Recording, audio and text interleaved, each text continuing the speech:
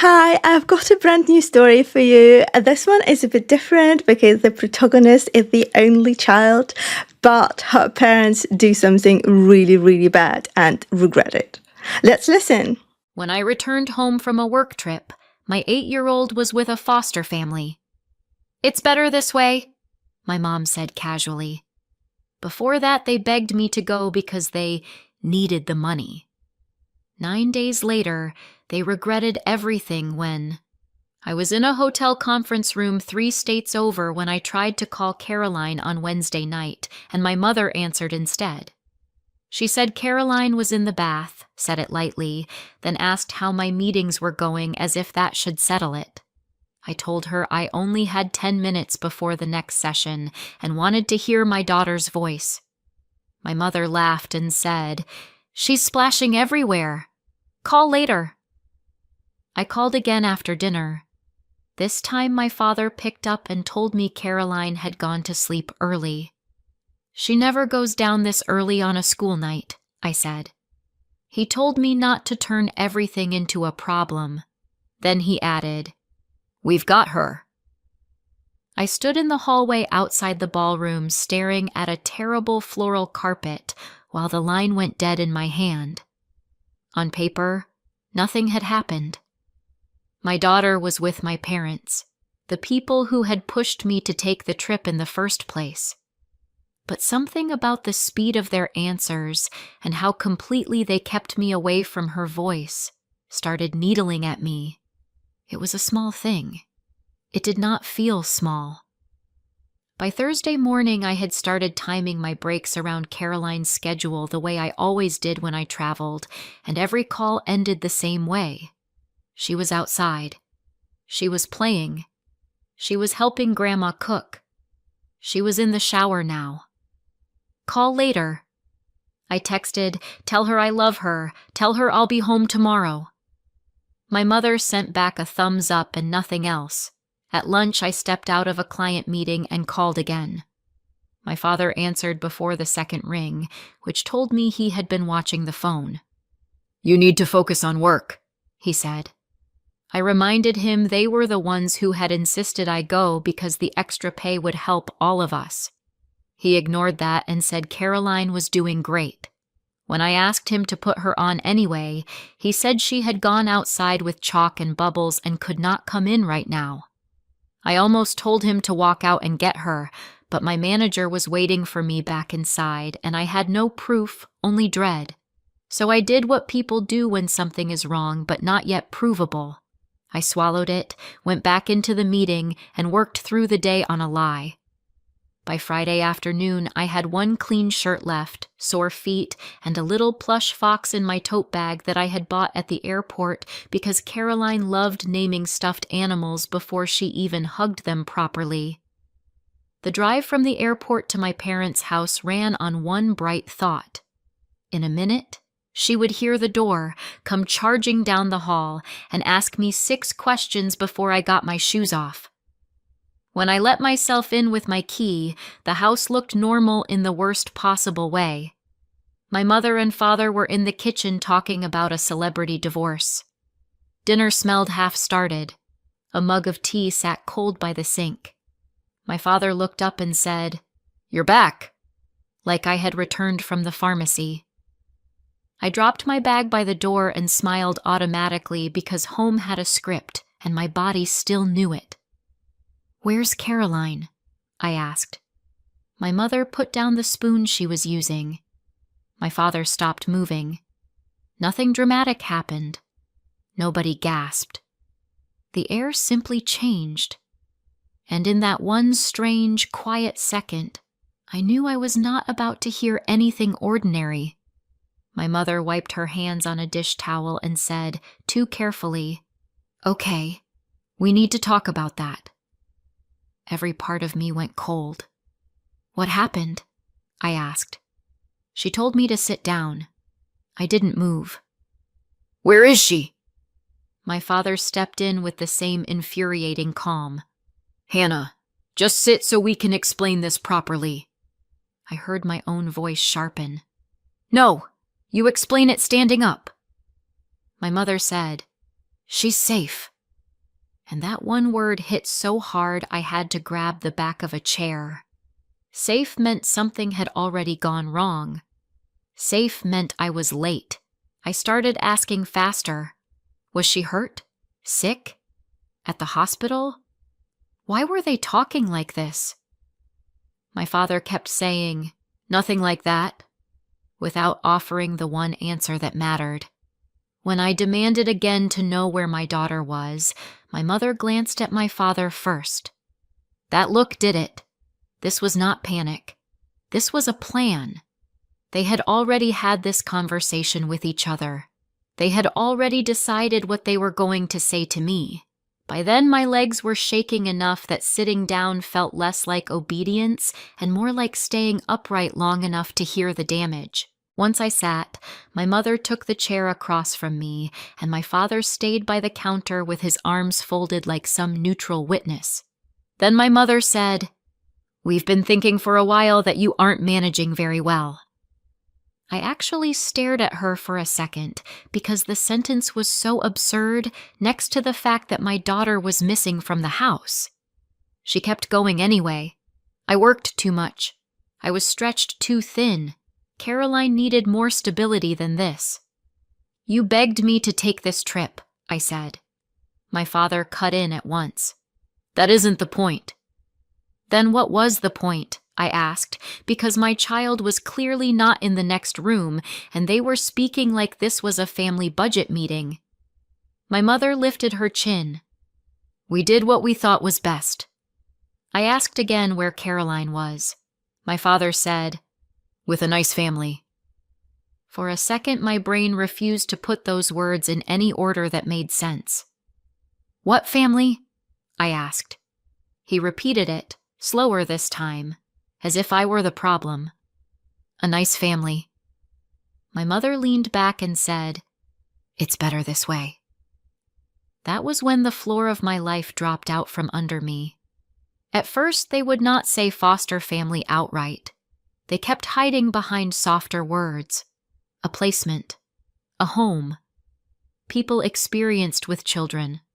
I talked over every one of them. Who authorized this? What did you tell them? Where did you take her?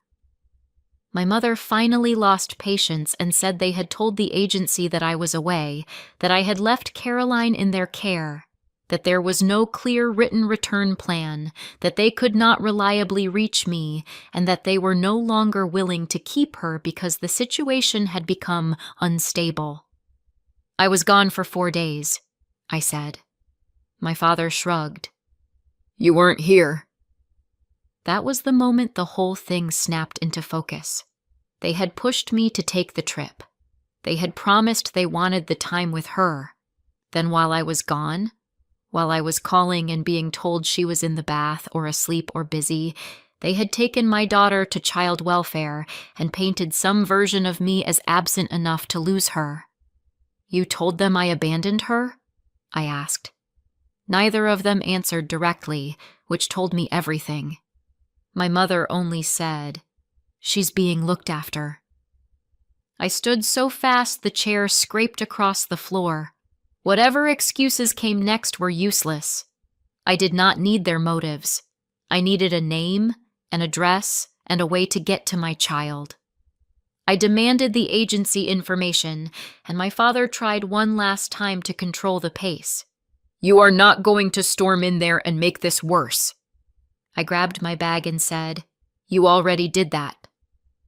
My mother followed me into the hall talking about procedures now, about how I needed to calm down and be sensible. I turned around and told her I would call every child welfare office in the county until I found Caroline. That ended the performance. My father gave me the agency name.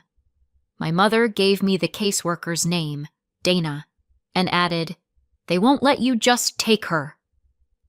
I looked at my mother then and understood something with awful clarity. She had expected the hardest part to be over by the time I came home. She had expected me to cry, argue, maybe collapse. She had not expected me to move. I got the address, walked out before they could stack more careful words on top of what they had done, and locked myself in my car. My hands shook so badly I missed the ignition twice. Then I got the key in, took one short breath, and drove straight to the agency.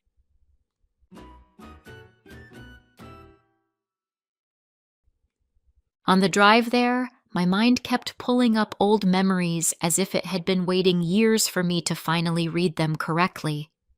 I was an only child, and with my parents, warmth had always come in bursts strong enough to make you doubt your own history.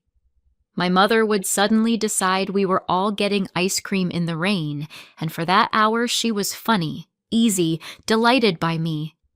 My father would kneel on the carpet and help me with a puzzle like he had nowhere else to be. In those moments, I felt chosen. Then the weather changed. A bedroom door would close. Their voices would go quiet behind it. I would stand in the hallway with a drawing or a question and understand, without anyone saying so, that I was in the way now. No one teaches a child that attention can disappear. The house teaches her.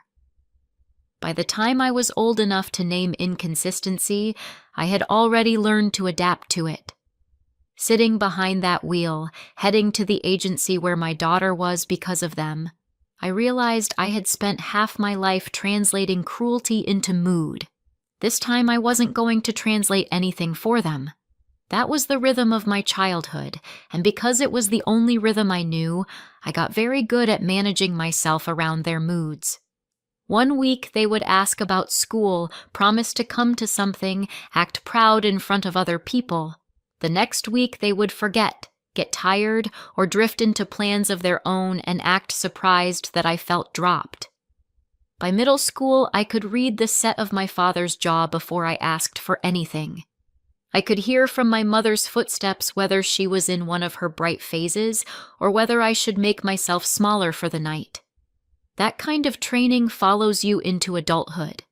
It teaches you to treat brief kindness like evidence and to call instability normal because admitting otherwise would require rebuilding the whole map. So when they later sounded attentive and generous and deeply invested in Caroline, some old part of me wanted to believe I was finally getting the family I had always been told existed.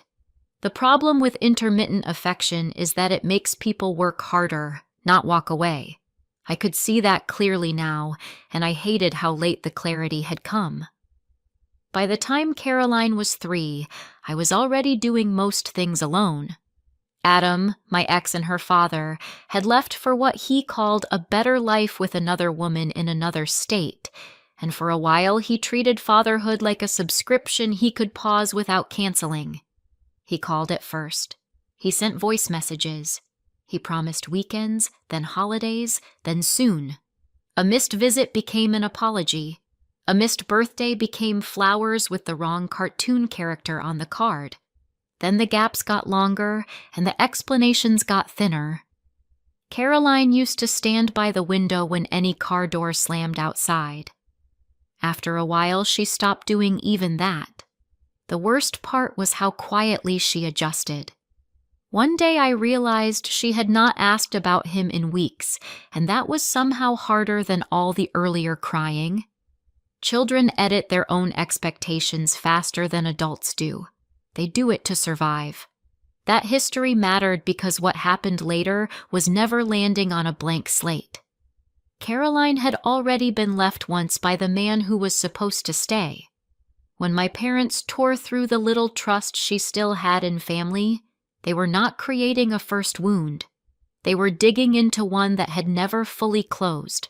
Then my parents entered one of their good phases and played it so convincingly I let them back into the middle of our lives. They were attentive again, generous again, saying exactly the things I had wanted to hear for years. My mother said I should not be carrying everything alone. My father said they wanted to help for once instead of just watching me struggle. They suggested Caroline and I move back in for a while so I could save money, work steadier hours, and have childcare I could trust. I knew who they were. I knew they could turn without warning. But life as a single mother doesn't leave much room for perfect decisions, only workable ones. So I said yes. For a while it even felt easy. Caroline played card games with them on the living room rug, brought them drawings, and fit herself into their orbit the way children do when adults are warm enough to feel safe. My mother bought her little craft kits. My father let her help in the garden and pretended not to notice when she drowned the tomato plants. Watching them together stirred up the oldest hope in me. I told myself age had softened them. I told myself grandparents were different. I told myself safe enough was safe. The warning signs never disappeared. They just wore ordinary clothes. One afternoon I had a work event across town, and my parents insisted there was nothing to worry about, because of course they would pick Caroline up from school. My mother was almost offended that I repeated the time. At 3:28, my phone started buzzing during a presentation. It was the school office. No one had come for Caroline. I still remember the cold that moved through my body when the secretary said my daughter was sitting with her backpack on, trying hard not to cry. I left mid-sentence, drove there with both hands welded to the wheel, and found Caroline in a plastic chair by the window, swinging one sneaker slowly because she was working so hard to look brave. In the car, she said, "Grandma forgot, but it's okay," in that careful voice children use when they are already protecting the adults who failed them. That night, I confronted my parents. My father said they had lost track of time. My mother said I was making it bigger than it was. That should have ended the arrangement. Instead, I treated it like a warning I could manage. I told myself forgetting was different from harm. I was wrong about that too. So when the work trip came up, my first instinct was no. It was only Monday through Friday and the extra pay would help, but I no longer trusted anyone who had already proven they could forget my child in the shape of an afternoon. I mentioned the trip mostly to explain why I might turn it down. My parents lit up immediately. My mother said they would love the time with Caroline. My father said the money mattered and I would be foolish to pass it up. Then they did the part I can still hear perfectly. They sold it to Caroline right in front of me. Pancakes for dinner. A movie night. Frozen yogurt after school. Caroline's face changed with each promise. Turning the trip down in that moment would not just have disappointed them, it would have crushed her too. So I let myself believe this was one of their good phases again. Monday and Tuesday sounded normal. Wednesday they stopped letting me talk to her. By Wednesday afternoon they had taken her to child welfare and handed her over. They still answered my calls after that. They just answered them themselves. I landed Friday evening with a stuffed fox in my bag and walked into the life they had already detonated.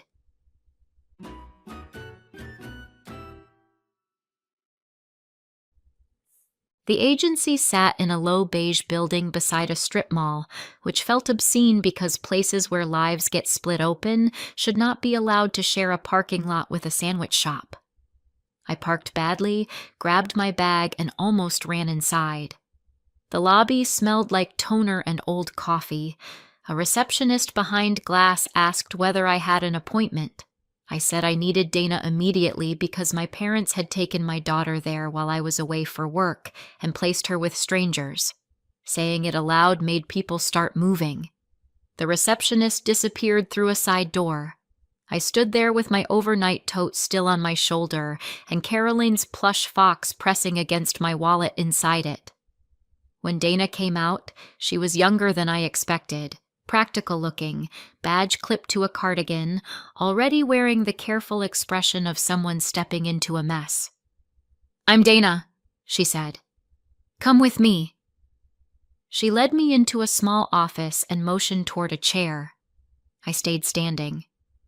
"I'm Hannah," I said. "I landed less than 2 hours ago and came here as soon as I found out what they'd done.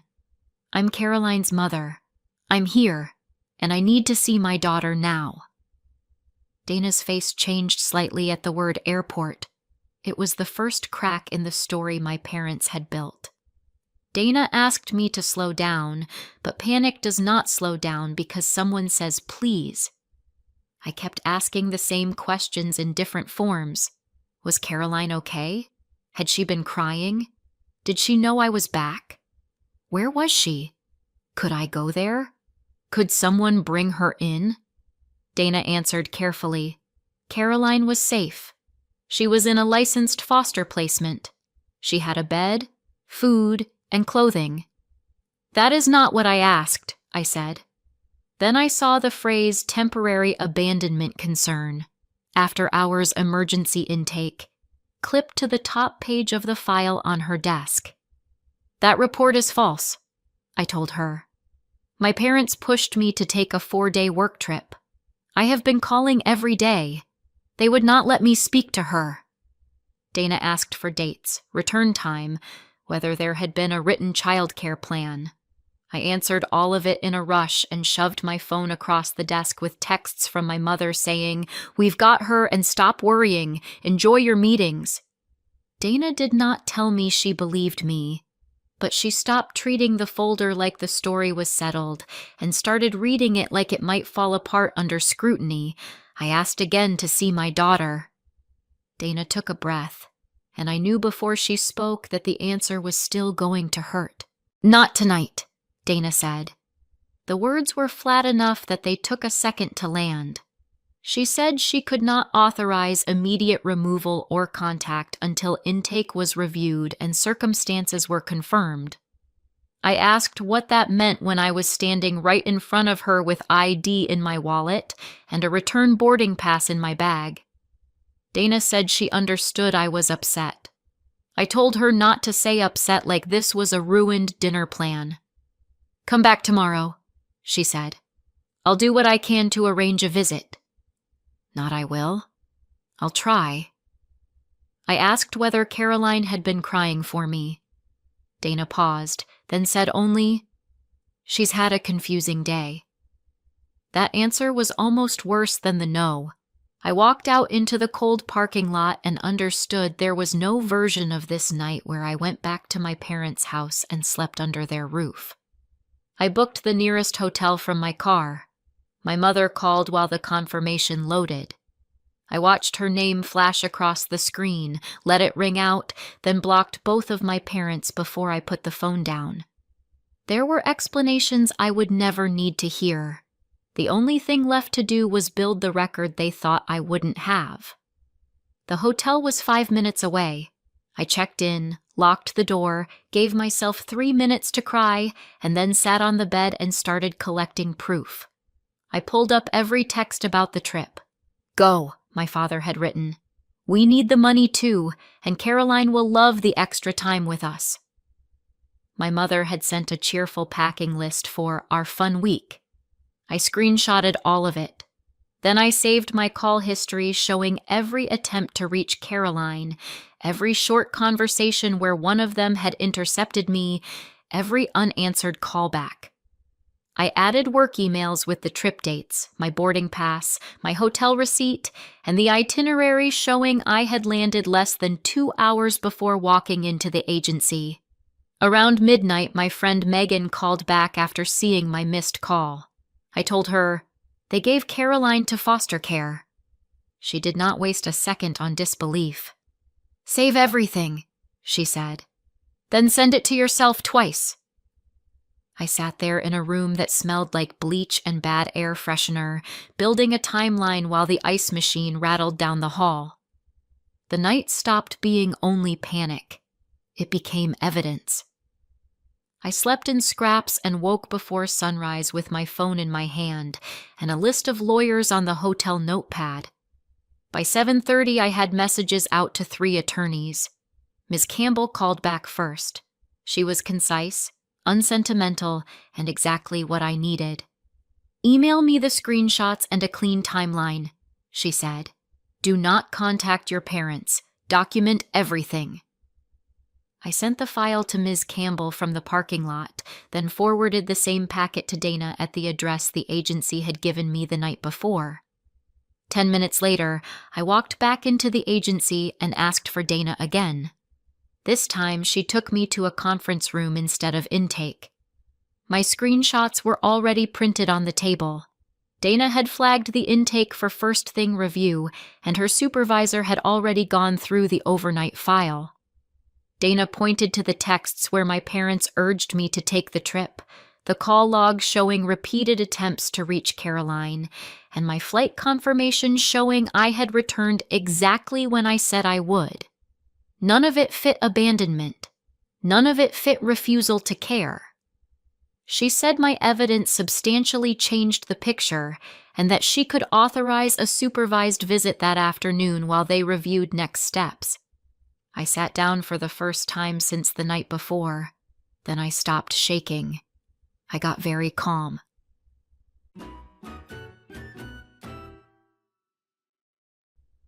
The visit room had a couch, a plastic bin of toys, and a mural of trees someone had probably meant to make comforting. Dana opened the door and Caroline was already moving before I got inside. She hit me around the waist, hard, both arms locked, face buried in my jacket like she was bracing against weather. I dropped to my knees and held her just as hard. She felt warm and real and wrong in clothes that were not ours. I kept saying, "I'm here. I'm here," because it was the only sentence that mattered. She pulled back long enough to study my face, then climbed into my lap even though she had outgrown that years ago. She asked where I had been.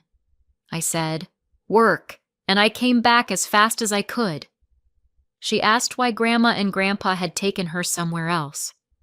I told her adults had made a bad decision and none of it was because of her. Then she looked past me at the painted trees and asked, in a small voice, "Is there something wrong with me? Because Daddy left, and then you left, and then they left me too." That was the question that ended my panic and turned it into purpose. "No," I told her, "there is something wrong with what they did." The next few days were not dramatic in a movie way. They were calls, forms, meetings, and the steady collapse of the story my parents had tried to build. Ms. Campbell filed responses and told me exactly what not to say. Dana asked for more documents, and I kept producing them. Megan brought coffee, chargers, and the kind of company that does not ask you to perform strength. By Tuesday afternoon, after several more days of calls, forms, and meetings, Caroline was released back to me while the case itself stayed open. When Dana brought her out with a trash bag of spare clothes and school papers, Caroline ran to me again with that same desperate force, but this time I was allowed to walk out holding her hand. In the hotel that night, she would not let me close the bathroom door. She followed me from bed to sink to window like proximity itself could keep me from disappearing again. When I turned off the lamp, she asked, "You'll still be here in the morning, right?"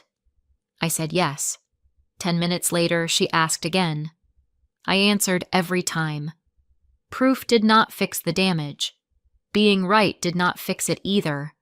But at least by then we were back on the same side of the locked door, and that was the first real step home. Getting Caroline back settled one thing immediately. We were never going back to my parents' house. Not for a night, not to save money, not for any reason that could be dressed up as practical. Ms. Campbell agreed before I finished the sentence. "Separate address," she said, "as fast as possible." So I spent 2 days doing apartment applications from a hotel desk while Caroline colored beside me and checked every so often that my purse was still in the room, as if bags could guarantee mothers. I found a small 2-bedroom available right away and signed without pretending it was perfect. Then I went to the school and removed my parents from every pickup list, emergency contact field, and authorized access note. The secretary frowned at her screen and said, "Your mother called this morning asking whether Caroline would be back Monday." That told me they were already trying to reach us through the school, and later I realized the forwarding notice that had gone to the old house before I finished changing everything over was probably how they got our new address. I did not raise my voice. I only said, "She is not authorized for any information." After that, Megan drove me to my parents' house so I could collect our things, while she waited in the car with Caroline, who sat with a juice box and her tablet. I packed clothes, medications, school papers, her blanket, and left my key on the counter with one line for them. Contact goes through Ms. Campbell. Nothing else was owed. For the next couple of days after that, my parents stayed silent, and the silence let Caroline and me learn the new apartment in peace. We ate macaroni on the floor because the table had not arrived yet. We made a rule that no door in our home got slammed hard enough to make either of us flinch. Then, 9 days after I came back from the trip, the buzzer rang during Sunday lunch. I looked through the peephole and saw my parents standing there with bakery boxes in their hands, dressed like this was a cheerful family visit. I opened the inner door and left the chain on. My mother smiled too brightly. "We brought Caroline those cinnamon rolls she likes." My father said, "Maybe we could take her to the zoo for a couple hours. Give you a break." For 1 second, I just looked at them, because some kinds of audacity deserve a proper witness. Then I said, "No!" My mother's smile tightened. "Hannah, don't be childish." Behind me, the apartment had gone completely silent, which meant Caroline was listening. That silence made the next part easy. I stepped into the hallway, pulled the door nearly shut behind me, and prepared to say the last polite thing they were ever going to get from me. In the hallway, my parents started minimizing before I had finished closing the door. Looking after a child full-time for a few days had been harder than expected, my mother said. My father said I should never have dumped that responsibility on them. I reminded them that they had asked for it repeatedly in writing, and my mother flinched. Then they began talking over each other, sanding down the truth. It was not as if they had hurt her, my father said. Foster care had only been temporary, my mother added.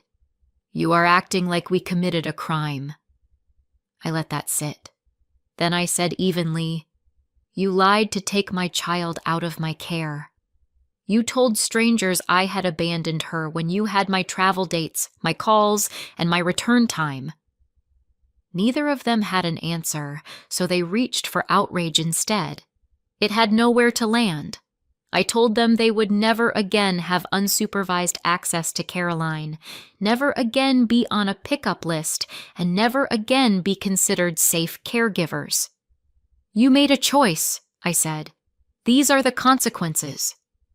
The cease and desist went out that Monday, along with notices to the school, aftercare, pediatric office, and apartment manager. From then on, their version of events had no place left to hide. The case closed slowly, but it closed in our favor because the proof never changed. The texts were still there. The call logs were still there. Dana's notes reflected the revised timeline, and Ms. Campbell made sure every agency and school record matched reality instead of my parents' story. Much later, once Caroline was back in a steadier place and I could think without shaking, I gave a formal statement and agreed to cooperate with the case over the false statements they had made about me abandoning her. They ended up with criminal records, which shocked exactly 2 people. By then, Caroline was healing in the ordinary, uneven way children heal. More clingy than before, more sensitive, still checking rooms at bedtime, still wanting me to answer twice when she asked whether I'd be there in the morning. But she laughed more in our apartment than she ever had in my parents' house. Maybe that was because nothing in our home changed without warning. No closed doors meant to shut someone out. No moods that ruled the weather. Just dinner, homework, bath, story, bed. Quiet can feel extravagant when chaos used to call itself family. I cut my parents off completely, and I have never regretted protecting her. Tell me honestly, would you have let them back in? Did I do the right thing by cutting them off completely, Or should I have still allowed some contact? Let me know in the comments and subscribe for more. Thank you so much for watching. I really hope you enjoyed the story. Let me know what you thought in the comments. I also started narrating my own stories on a different channel, so feel free to check it out. There should be a link somewhere on the screen or in the description.